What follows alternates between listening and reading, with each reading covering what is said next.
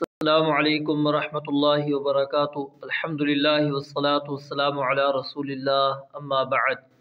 اعوذ باللہ من الشیطان الرجیم، بسم اللہ الرحمن الرحیم۔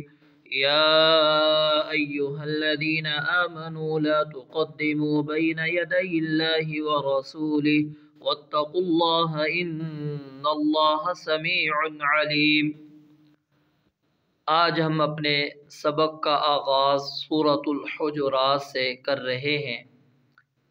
سورۃ الحجرات کے اندر 18 آیات اور 2 رکوع ہیں، اور ترتیب کے لحاظ سے یہ 49 نمبر سورت ہے۔ اس سورت کے اندر اللہ رب العالمین نے اہل ایمان کو مکارم اخلاق کا سبق دیا ہے، چاہے ان کا تعلق اللہ تعالیٰ کے ساتھ معاملے میں ہو یا رسول اللہ صلی اللہ علیہ وآلہ وسلم کے ساتھ ہو، یا فاسق لوگوں کے ساتھ، یا ان ایمان والوں کے ساتھ جو حاضر ہوں، یا ان ایمان والوں کے ساتھ جو غائب ہوں، یعنی 5 قسموں میں سے ہر ایک کی ابتدا رب العالمین نے اس صورت کے اندر یا ایہا الذین آمنو کے ساتھ کیے۔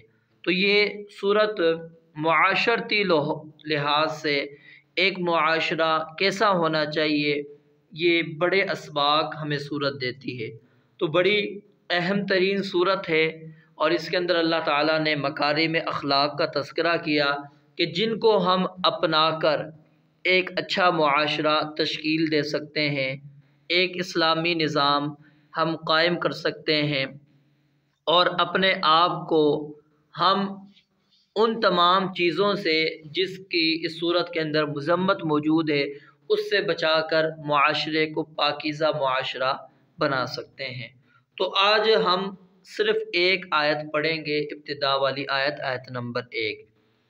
یا ایہا الذین، اے لوگو جو آمنو ایمان لائے ہو، یا ایہا الذین آمنو، اے لوگو جو ایمان لائے ہو۔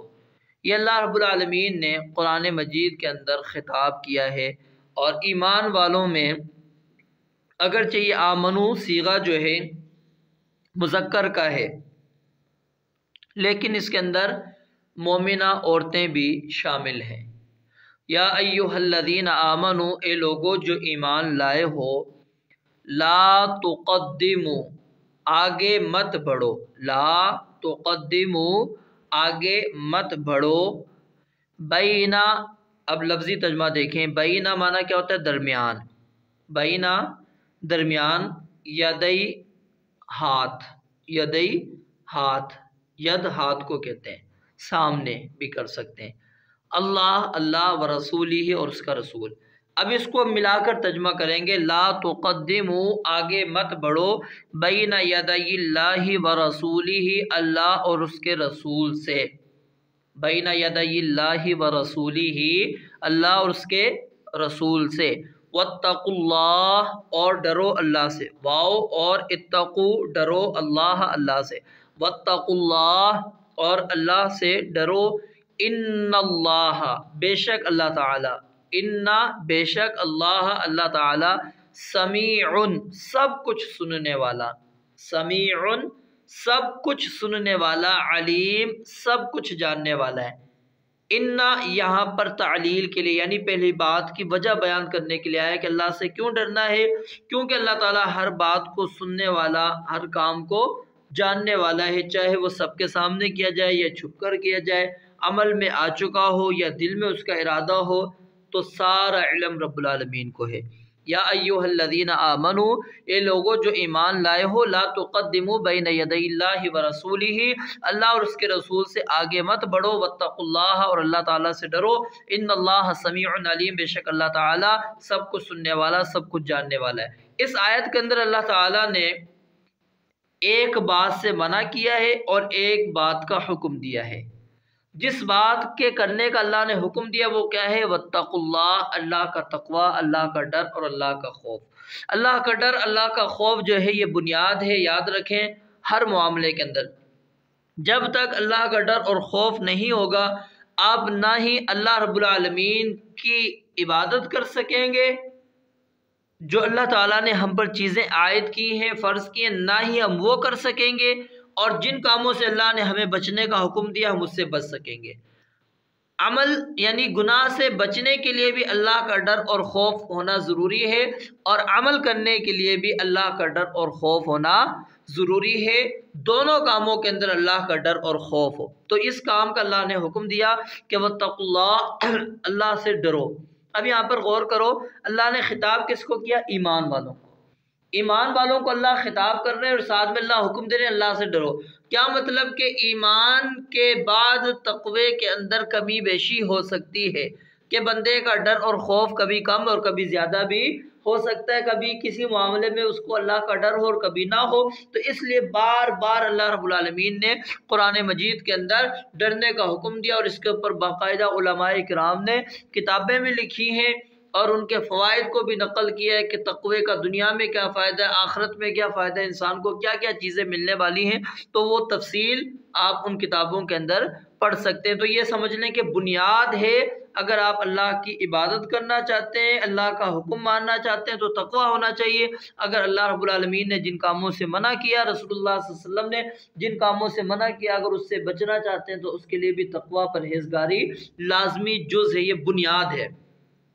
تو اللہ رب العالمین نے کام کس سے منع کیا؟ فرمایا لا تقدموا، آگے مت بڑھو، لا تقدموا، آگے مت بڑھو، بین یدی اللہ و رسولہ، اللہ اور اس کے رسول کو۔ اب یہاں پر اللہ رب العالمین نے یہ نہیں کہا کہ اللہ سے آگے نہ بڑھو، اللہ اور اس کا رسول دونوں کو اکٹھا ذکر کیا، اور اکٹھا ذکر کرنے کا مطلب کیا ہے کہ اگر تم رسول اللہ صلی اللہ علیہ وسلم سے آگے بڑھو گے تو حقیقت کے اندر کس سے آگے بڑھ رہے ہو؟ اللہ تعالیٰ سے، کیونکہ اللہ سے کوئی بھی آگے بڑھتا نہیں ہے، ہر کوئی توہین سمجھتا ہے، لیکن رسول اللہ صلی اللہ علیہ وسلم سے آگے بڑھ جاتا ہے بندہ۔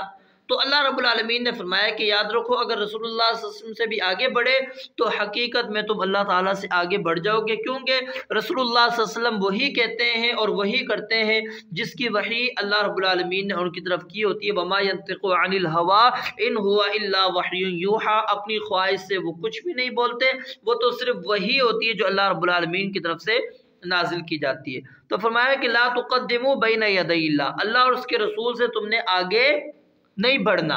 دونوں کا تذکرہ کر کے یہ بات سمجھا دی کہ اگر ایک سے آگے بڑھو گے یعنی رسول اللہ سے آگے بڑھو گے، گویا کہ تم نے اللہ سے بھی آگے تم بڑھ گئے۔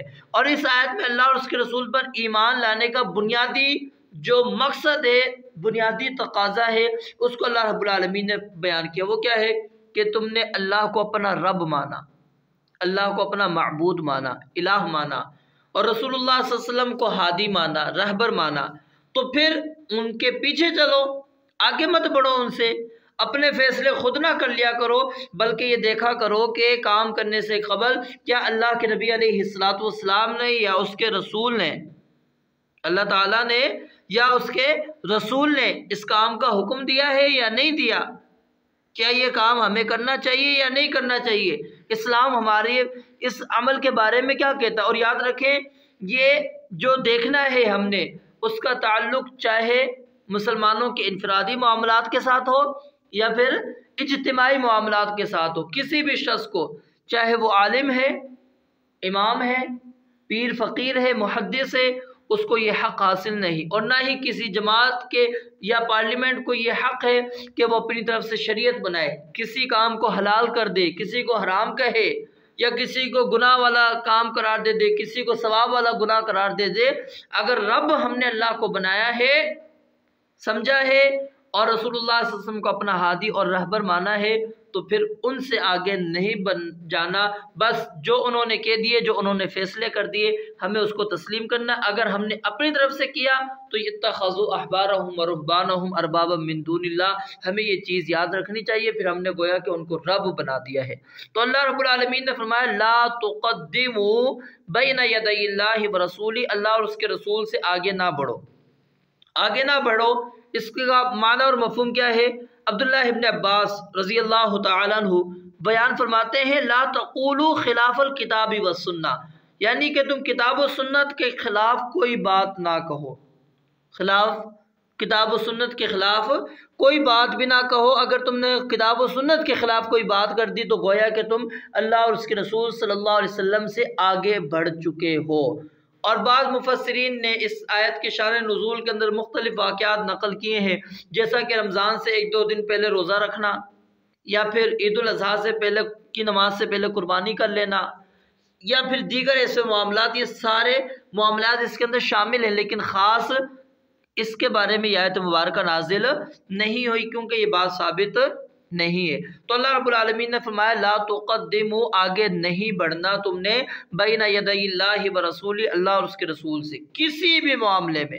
اگر یاد رکھیں ہم کسی بھی معاملے میں اللہ اور اس کے رسول صلی اللہ علیہ وسلم سے آگے بڑھ گئے، بس معاشرے کی تباہی شروع۔ معاشرہ اس وقت تباہی کی طرف چلا جائے گا، انسان کے اعمال بھی ضائع، دنیا بھی برباد، آخرت بھی برباد، اس بندے کی جتنی بھی نیکیاں ہیں ساری رائے گاں ختم۔ تو اس لیے فرمایا لا تقدموا بین یدی اللہ و رسولہ، اللہ اور اس کے رسول سے تم نے آگے نہیں بڑھنا، یعنی کتاب و سنت سے آگے نہیں بڑھنا، بلکہ اس کے پیچھے پیچھے چلنا ہے۔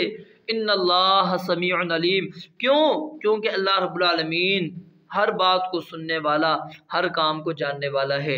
رب العالمین سے دعا ہے اللہ تعالیٰ سمجھنے اور عمل کرنے کی توفیق عطا فرمائے۔ وآخر دعوانا ان الحمد للہ رب العالمین۔